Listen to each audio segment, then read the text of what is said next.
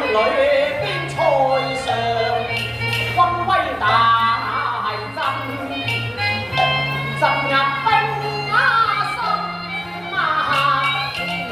我先行使禮，再交鋒。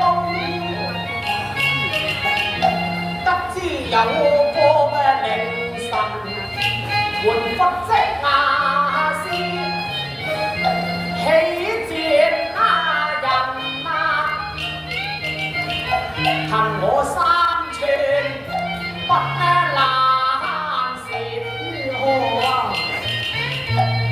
因威大震，兩方和睦，奉聖亞軍三國同盟，誠有幸，兵不厭詐，很難尋。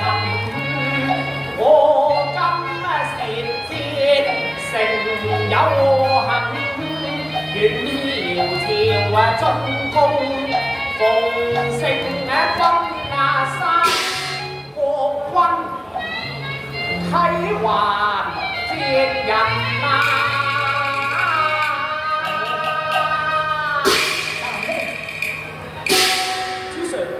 世上今番出戰，憑我三寸不爛之舌，得知道我國有奸臣所在，亦因為有奸臣結怨，得罪外邦使臣，才有棄兵侵犯嘅。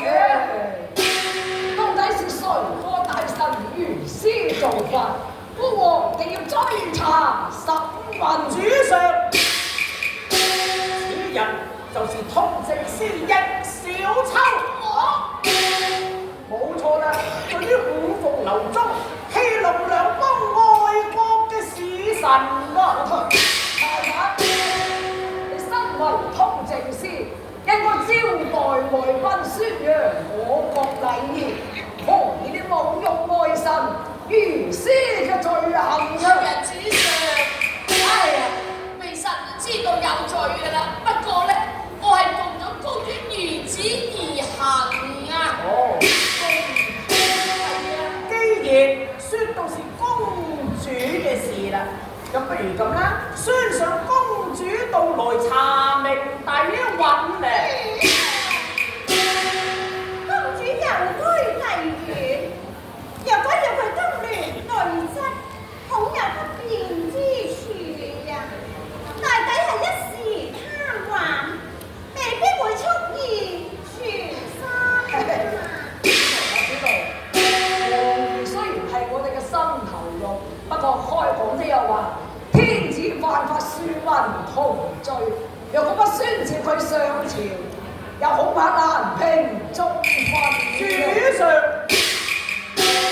細嫂我剛才所說嘅，只是兩邦使臣一面之詞啫，或者公主